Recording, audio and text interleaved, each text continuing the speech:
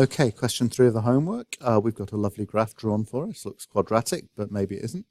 And we have got to transform it. Okay, so the first time we've got a 2 in front of our function, so it's times 2. Is it times 2 inside? Is it times 2 outside? Is it going to affect the x's, or is it going to affect all the y's? Is it going to affect them by being times 2, or is it going to be affect them by being divided by 2? Okay. All right. This one here, we've got a sign swap. So we've got times minus 1. Okay. Is it inside or is it outside? Is it going to affect the x's or is it going to affect all the y's?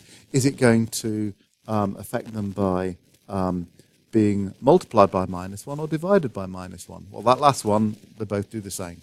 Okay. So you take your points here. And for each pair of coordinates, you decide whether the x or the y was affected, and you transform the points. And once you know where these 3 points go to, you can join them up. Okay? And then, oh, this is an interesting one. We've now got f of x plus a. So we've got a plus a going on. Is it inside or is it outside? Is it going to affect the x's or is it going to affect the y's? Are those x's or y's going to have a added to them, or are they going to have a taken away from them? You decide.